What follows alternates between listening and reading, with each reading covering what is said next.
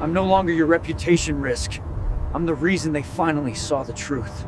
I'm a 34-year-old architect married to Sarah for 7 years. She works in the beauty industry and just got promoted to VP at this big cosmetics company called Radiance Beauty. Things have been weird between us lately, but I didn't realize how weird until I opened my email one Tuesday morning. The subject line said, "Regarding guest list," and my stomach dropped. Sarah had sent it at 5:47 a.m., which meant she'd been up early crafting this thing.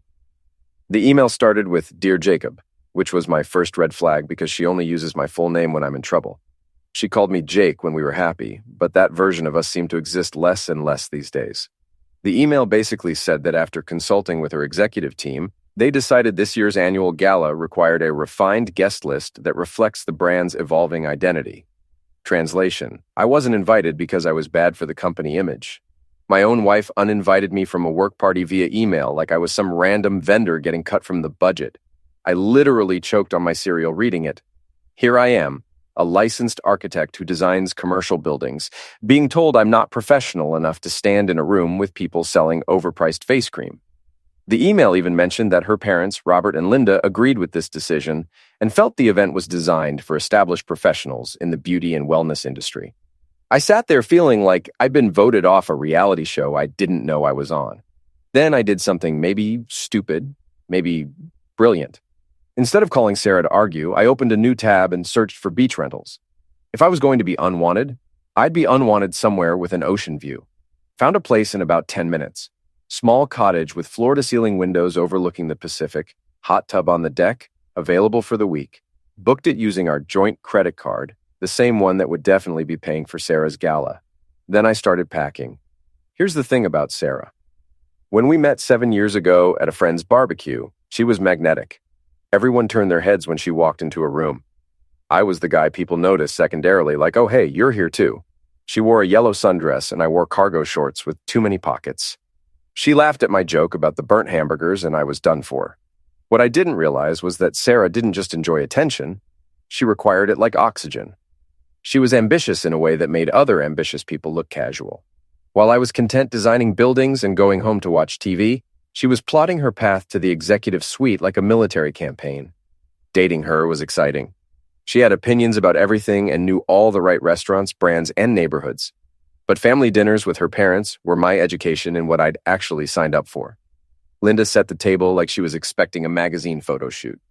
Robert, a retired investment banker, treated every conversation like a board meeting. At these dinners, Robert would praise Sarah's presentations and executive presence, then turn to me and ask, "How's the building thing going?" Like architecture was a weekend hobby. When I'd explain my latest project, he'd say, "Very nice," and immediately turn back to Sarah. I was the opening act nobody really wanted.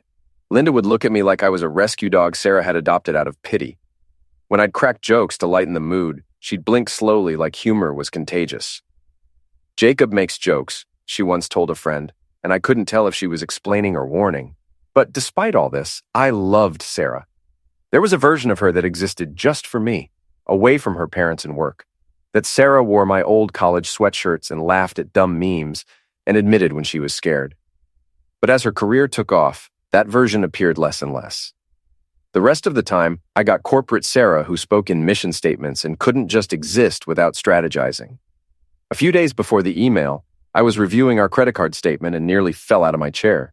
There was a charge from Elite Catering for $8,473. $8,000 for food I wasn't allowed to eat. The charge was dated 2 days before she sent that email, meaning she'd booked catering for her party while drafting my exclusion notice. I scrolled down and found more charges. $1,500 for event styling, $600 for valet service, $1,200 for premium wine. I was funding an event that had literally itemized me out of existence. I called her immediately. "I'm looking at our credit card statement. Specifically, the $8,000 in catering for a party I'm not invited to." Silence. Then, "I was going to talk to you about that." "Were you?" Because the email made it sound pretty final.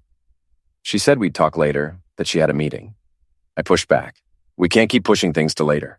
I find out about major decisions by checking bank statements." She finally admitted she'd used our card for the gala and didn't think she needed permission to spend money on her career. I told her I didn't care about the money. I cared that I was paying for a party I was banned from. "You're not banned, Jake. You're just sitting this one out. It's one night. One night that apparently defines your entire professional identity. She went quiet, then said the event was full of Forbes readers, investors, and board members. These aren't regular people. I can't afford distractions. I'm a distraction now. She tried to backtrack, but basically confirmed it. Said the gala was where she proved she belonged at the executive level and couldn't afford anything going wrong. I hung up, feeling this cocktail of emotions I didn't have names for. Betrayal, embarrassment, and the realization I'd been playing a supporting role without knowing I was being written out.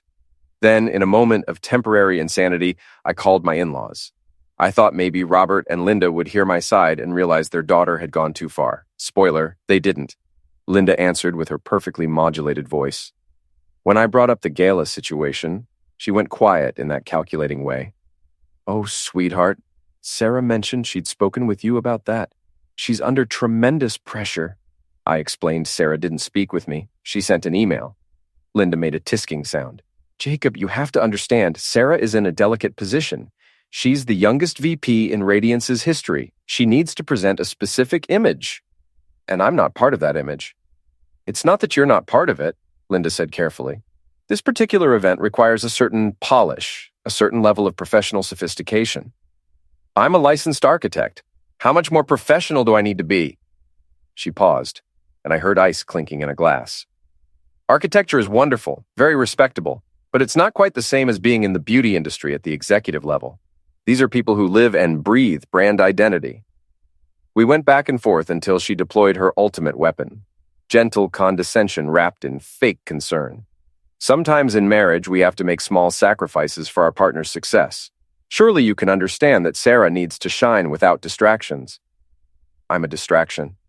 Perhaps we should discuss this when you've had a chance to calm down. I asked if Robert agreed with this. She put him on. Robert gave it to me straight, saying the gala was full of major investors and industry titans. Sarah needs everything around her to communicate success, sophistication, and strategic thinking. And I don't communicate those things. You communicate different values. Good values, but not necessarily the values that resonate in high-stakes business environments. You're approachable, friendly, you make jokes. That's fine for architecture, but in Sarah's world, perception is everything. He suggested I was letting ego get in the way and asked if I really wanted to be the reason Sarah didn't reach her potential. That was the ultimate guilt trip. The suggestion that by existing as myself, I was holding back my wife's corporate ascension.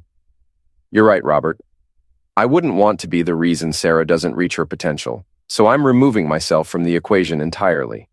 I'm going to the coast for the week while you all toast Sarah's success with expensive wine.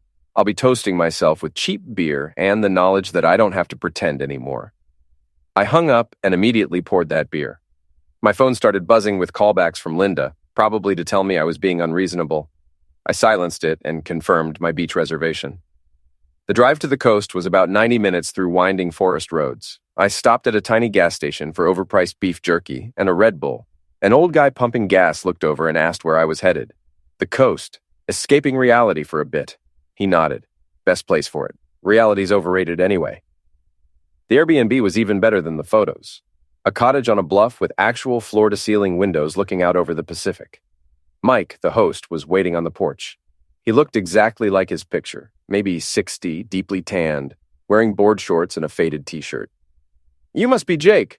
Welcome to paradise, or at least the budget version." Mike gave me a look that was too perceptive. "You look like you just lost something, a job or a wife." I actually laughed. Both kind of, more like temporarily misplaced by mutual agreement. Been there? My ex-wife said I loved surfing more than her, and I made the mistake of pausing before answering. She served me with papers 3 seconds later. Mike showed me around. The cottage was maybe 800 square feet, but perfect. Bedroom, kitchen, living room with those ridiculous windows, deck with hot tub overlooking the ocean. He gave me a map with handwritten notes about good restaurants and places to avoid. "Hey man, I don't know what you're going through, but this is a good place to go through it. The ocean doesn't judge. It just exists really loudly and occasionally tries to eliminate you." After Mike left, I stood at the windows watching waves roll in with perfect consistency. For the first time in months, I felt like I could breathe all the way down. I unpacked slowly, cracked open the bottle of expensive whiskey Sarah's parents had given us for Christmas, and did something I hadn't done in years. Absolutely nothing. That first sunset was incredible. The sky turned orange and pink and purple, colors that looked fake but weren't. I took about 60 photos, deleted most of them, kept the ones that looked like how I felt. Slightly overexposed, slightly raw, but somehow still beautiful. I grilled salmon that night. Mike had left basic supplies with a note saying starter kit for running away. The fish was overcooked and under-seasoned, but I ate it on the deck while the sky went dark. My phone buzzed a few times with calls from Sarah and Tyler, my college buddy, but I ignored them all. For the first time in forever, I wasn't performing or trying to be the right kind of anything. I was just Jake, slightly drunk, eating mediocre salmon, watching the ocean, and that felt like enough. Day 3 arrived with the kind of morning that makes you believe in fresh starts. I'd fallen into a routine. Wake up whenever, make coffee, sit on the deck contemplating life while seagulls screamed at each other. It was therapeutic. Mike had stopped by the day before with fresh crab he'd caught, too much for one person. We ate it on the deck with beer and clarified butter while he told stories about surfing and his ex-wife and almost moving to Hawaii. "You're looking better," he observed. "Less like a man in crisis, more like a man on vacation." Is there a difference? Huge difference. Crisis means you haven't accepted the situation yet. Vacation means you've made peace with it and decided to enjoy the view while everything burns down back home. But today was Saturday, October 19th, the day of Sarah's gala, the event that had sparked this entire situation, the party I'd financed but wasn't allowed to attend. Instead of dwelling on what Sarah was doing, I decided to create my own event, the first annual Jacob Martinez Festival of Not Giving a Damn. I drove into town, hit the grocery store, bought hot dogs, hamburger buns, chips, local IPA, and cheap beer, grabbed a disposable grill, and headed to the beach. I set up near some tide pools and proceeded to have the most aggressively mediocre cookout of my life. Hot dogs slightly burnt on the outside, slightly cold inside. Chips the wind kept stealing. Beer at perfect temperature thanks to the ocean air. It was glorious. I watched seagulls engage in warfare over a single French fry with a level of drama that was genuinely impressive. "Guys," I said to them, "it's really not worth it. Have some dignity." They ignored me and continued their tragedy over processed potato products. Meanwhile, 90 miles away, Sarah was probably in some downtown venue with vaulted ceilings and mood lighting, wearing an expensive dress, holding carefully curated wine, surrounded by investors and board members. And I had peace, a questionable hot dog, and a six-pack. Honestly, I was winning. My phone had been quiet all day until suddenly it wasn't. It started buzzing and didn't stop. Not a few texts, but a complete meltdown. I pulled it out and watched the screen light up like a slot machine hitting jackpot. Missed call from Sarah. Missed call from Sarah. Text from Sarah. Call me. Missed call from unknown number. Text from Jennifer, Sarah's assistant. Jake, please call ASAP. It's urgent. Missed call from Linda. Missed call from Robert. Text from Sarah. Where are you? Text from Sarah. Jake, this is serious. Text from Jennifer. Jake, please. Sarah needs you to call. Something happened with the investors. 26 missed calls. 42 texts in 10 minutes. Mike appeared from down the beach with his golden retriever captain. He took one look at my face and said, "That's the look of someone whose vacation just got interrupted by reality. 26 missed calls, 42 texts, all from my wife and her people. Damn, that's either really good news or spectacularly bad news. It's from my wife, the one having the fancy party I wasn't invited to. The plot thickens. You gonna answer?" I looked at my phone, then at my half-eaten hot dog, then at the ocean. I should probably see what's happening. But you're not gonna rush, right? Because rushing implies you're still on call for her drama. He had a point. I opened the text from Jennifer first. Jake, please call ASAP. It's urgent. Investors know everything. Investors know everything. That was ominously vague. What did everything mean? Then another text from Sarah with a screenshot attached. It was a budget spreadsheet for the gala. Very professional, itemized expenses, vendor costs. But there, highlighted in yellow, was line item 47. Reputation management, spouse Jake Martinez, $0, excluded from guest list to maintain brand integrity and investor confidence. I read it 3 times. They'd put me in a spreadsheet as a line item under reputation management with a note about exclusion for brand integrity. And apparently, investors had seen this. I actually started laughing. Couldn't help it. The absurdity was too much. I'd been quantified and filed under corporate risk management. Mike looked concerned. You okay? They made me a spreadsheet entry. Line item 47. Reputation risk spouse. Holy crap, that's like something from a dystopian novel. My phone rang again. Sarah. I looked at it, looked at Mike, looked at my beer. Nothing good ever starts with urgent. True words. But you're probably going to have to answer eventually. I took a drink, let the seagulls finish their war, watched the sun descend. Then I answered. Hello, Sarah. I hear the party's going well. Going well? Sarah's voice could shatter glass. Going well? Jake, everything is destroyed. Everything. My career, the company, my reputation, all of it. Gone. I took another bite of my hot dog. That's crazy. Want to maybe start from the beginning? You're on vacation? She sounded shocked. Jake, I've been calling for hours. Where are you? The coast, remember? That place I told you I was going after you uninvited me from your party. I'm currently having a beach cookout. The hot dogs are mediocre, but the view is spectacular. I could hear her breathing heavily, trying to compose herself. Background noise, voices, someone crying, aggressive arguing. An intern named Emma, Sarah finally said.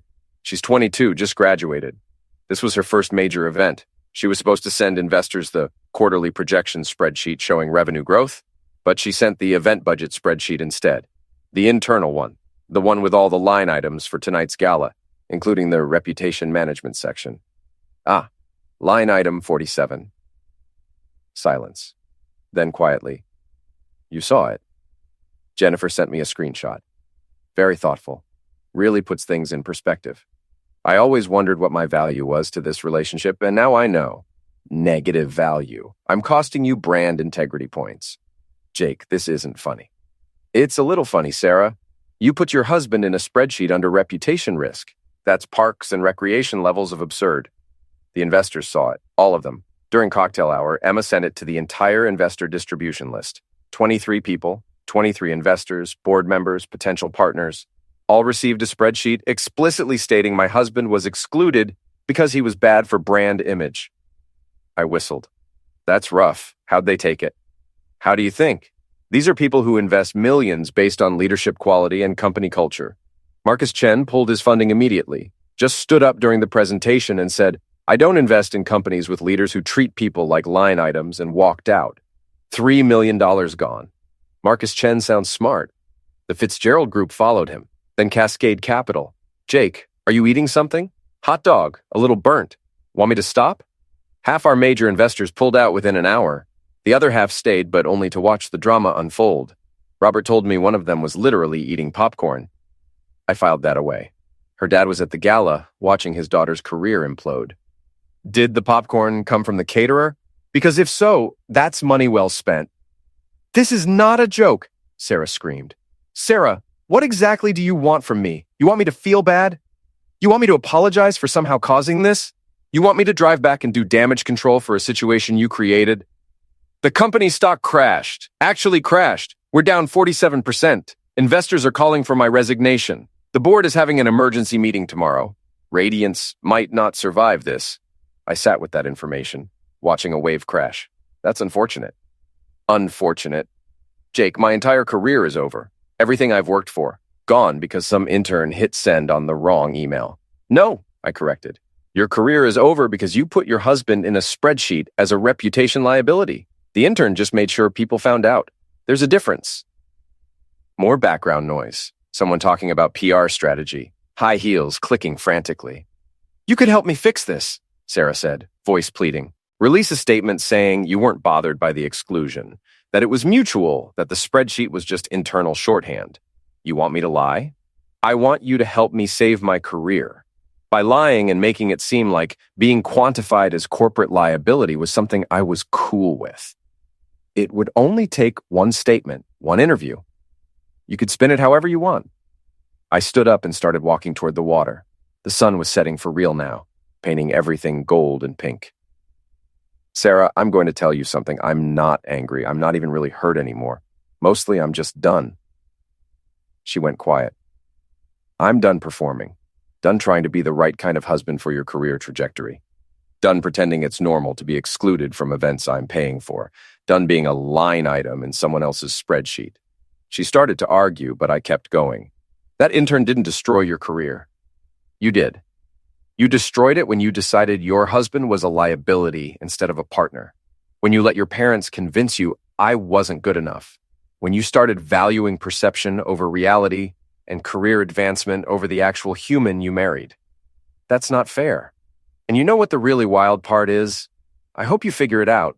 I hope 10 years from now you realize that climbing the corporate ladder isn't worth stepping on everyone who loves you. But right now, I'm halfway through a mediocre hot dog on a beautiful beach, and I've never felt more at peace. Jake, I've got to go, Sarah. My dinner's getting cold. Good luck with the board meeting tomorrow. You'll figure something out. You always do. I hung up and turned my phone completely off. Mike walked over with Captain. That sounded intense. Her company's imploding because someone exposed that she was ashamed of me. Investors fled, stock crashed, career potentially over. Damn, how do you feel about that? I thought about it while the ocean kept doing its thing and the sun kept setting. Hungry. I'm gonna go get clam chowder. Wanna come? Mike grinned. Hell yeah, Captain loves downtown. We walked back toward town as the sky turned purple, and I whispered to the universe, Karma, you punctual queen. I made it 45 minutes before my phone started around 2. Mike and I were at the Driftwood Tavern, a dive bar that smelled like beer and old wood, when Linda's name lit up my screen. Mike saw my face. You could just not answer. She'll keep calling until I do. I stepped outside onto the deck. Hello, Linda. Jacob, thank goodness you answered. She sounded super friendly, super fake, super desperate. We need to talk about tonight, about this situation. Situation? I'd call it spectacular implosion of corporate hubris. Jacob, please, this isn't the time for jokes. Olivia needs your help. The family needs your help. Oh, now I'm part of the family. Last week I was too casual to attend a party. You're being petty, dear. You know what's petty? Putting your son-in-law in a spreadsheet as a line item under reputation risk? She tried to stay calm. Jacob, I understand you're hurt. Perhaps we didn't handle things delicately, but Sarah's career is hanging by a thread. She needs you to make a statement. A statement that I wasn't actually excluded? Tell the media it was all a misunderstanding. The spreadsheet explicitly saying I was excluded for brand integrity was a misunderstanding. Her voice went cold. Fine, let me be honest. If you don't help Sarah fix this, you'll destroy everything she's worked for. Is that what you want? Sarah destroyed things herself when she decided I was embarrassing. I didn't make that spreadsheet. I didn't exclude myself. I just existed. And apparently that was too much. Marriage is about sacrifice, Jacob. You're right. And I've been sacrificing for years. I sacrificed my pride at your family dinners. I sacrificed my feelings every time Sarah chose work over us. I sacrificed my dignity when I got uninvited to an event I was paying for. But sacrifice is supposed to go both ways. And I'm fresh out. I heard Robert's voice in the background. Then he got on the phone. Jake, stop being childish. This is serious. Sarah made a mistake, yes, but you need to step up and help her fix it. That's what husbands do. Husbands also get invited to their wives' work parties. You're going to let one event destroy your marriage and your wife's career? I'm not destroying anything. I'm declining to participate in cleanup of a mess I didn't make. Blame Sarah for making the spreadsheet, blame the intern for sending it, blame yourselves for making me feel like I wasn't good enough, but don't blame me for finally having enough self-respect to walk away. You're being selfish, Robert said flatly. Yeah, probably. Turns out being selfish feels pretty good after years of being everyone's emotional support system while getting nothing back. Sarah is going places, big places. Do you really want to be the reason she doesn't reach her potential? I've got to go, Robert. My fish and chips are getting cold. Give my regards to the board meeting. I hung up and turned my phone off again. When I went back inside, Mike looked at me. That sounded fun. My in-laws want me to lie to the media so Sarah doesn't lose her job. You gonna do it? Absolutely not. Good man. Dignity's underrated. Halfway through my fish and chips, my phone rang one more time. Sarah again. I should have let it go to voicemail, but I answered. What? Jake? Her voice came through shaky, tearful. They're blaming me for everything. The board, the investors, even other executives. They're saying I showed catastrophic judgment and fundamental leadership failures. They want me to resign. That sucks. You have to tell them you're not angry, that this was blown out of proportion, that you understood why I made that decision. But I am angry, Sarah. You said you weren't. You said you were relaxed. I'm not angry, I corrected. There's a difference. Angry implies I'm upset and want to fight. I'm just done. I'm at peace with this. Silence. Then quietly. What does that mean? It means I'm not coming to save you. I'm not making statements or doing interviews or helping you spin this. You made choices. You chose your career over our relationship. You chose your parents' approval over my feelings. You chose brand image over basic decency. Now you get to live with those choices. I never thought you'd actually leave. I haven't left. I'm just on vacation. There's a difference. Is there? I thought about that.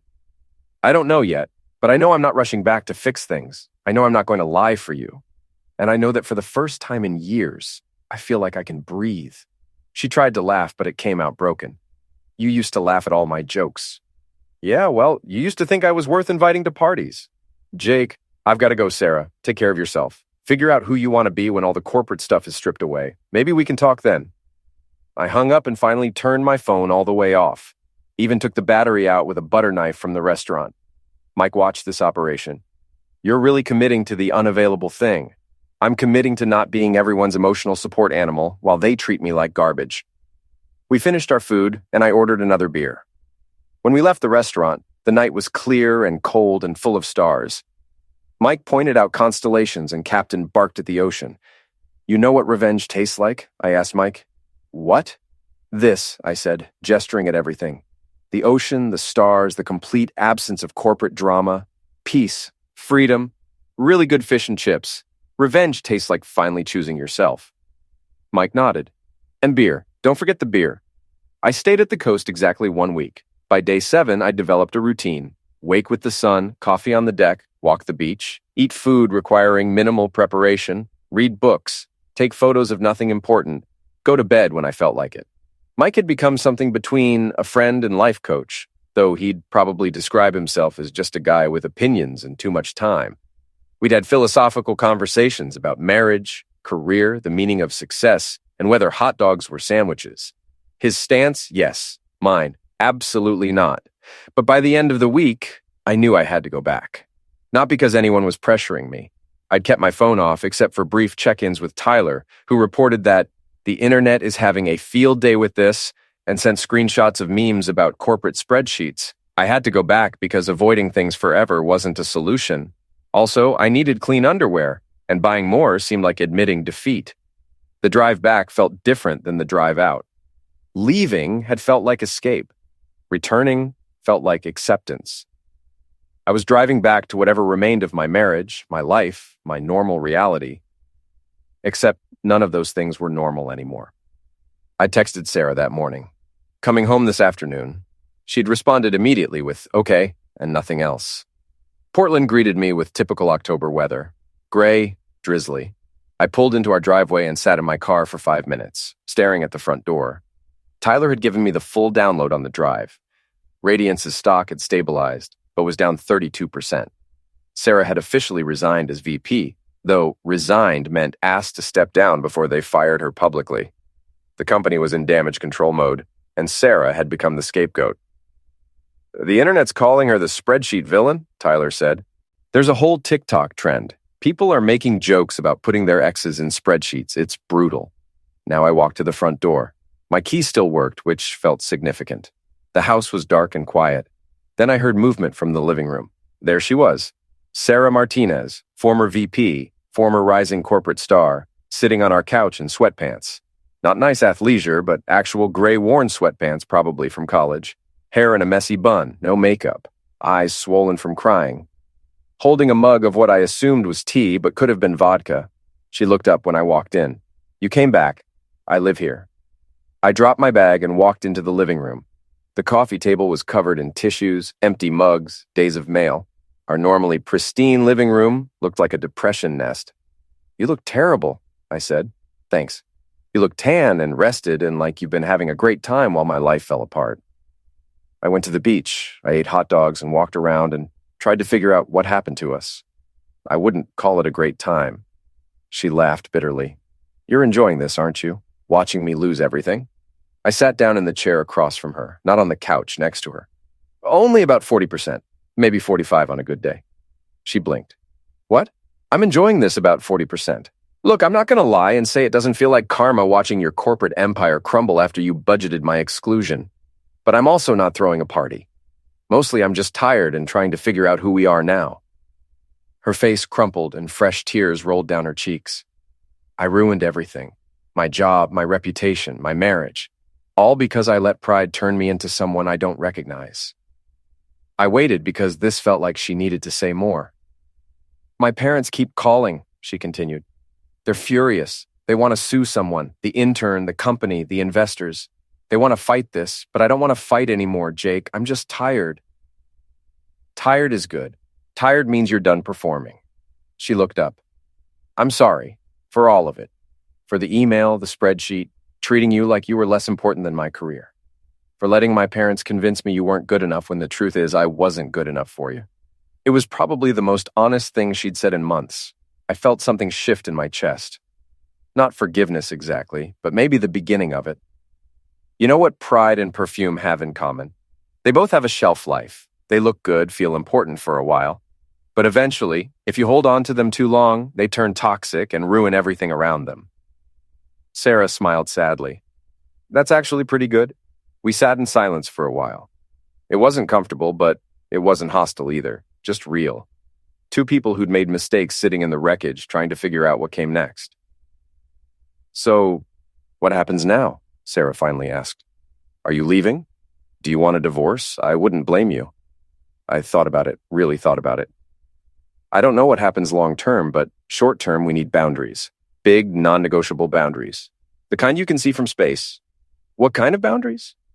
The kind where I'm not your emotional support system while also being your reputation liability. Where your parents don't get to have opinions about my worth. Where if we're going to be married, we're actually partners instead of you being the star and me being the prop. She nodded slowly. I can do that. I want to do that. I don't know if we can fix this, Sarah. I don't know if I want to fix this, but I'm willing to try figuring out what's left. No promises, no timelines, just honesty. Okay, she whispered. Honesty? I can do honest. I stood up, grabbed my bag. I'm going to put my stuff away, maybe shower, probably eat something that isn't seafood. Then maybe we can talk more like actual adults instead of corporate negotiations. Jake? I turned back. Thank you for coming back, even though I didn't deserve it. Yeah, well, turns out I'm better than spreadsheet line items suggested. She laughed, actually laughed, and it sounded almost like the old Sarah. Maybe there was hope for us, maybe there wasn't. But at least now we were starting from truth instead of corporate nonsense. 6 months later, I was running my own design firm out of a converted garage. Clients actually paid on time. Turns out being your own boss has perks. Radiance Beauty was gone, liquidated and absorbed by a competitor who immediately scrapped the reputation management budget. Sarah was learning humility the hard way, which involved therapy twice a week and actually listening when people talked. We met for coffee once. She smiled sadly. You look happy. I am. Turns out being an embarrassment is liberating. We weren't back together, probably never would be, but we were civil. Sometimes that's the best ending you get. Back home, I fried eggs, played old rock, watched the sun go down. My phone lit up with a text from Mike. Waves, look good today. Still got that board? I replied. No board, no wife, but man, I finally got balance. I poured coffee, made waffles with actual maple syrup, and sat at my desk. Outside, rain hit the windows. Portland was still gray, still damp, still home. But now it was mine. Finally, completely mine. Sometimes the best revenge is peace, and waffles. Definitely waffles.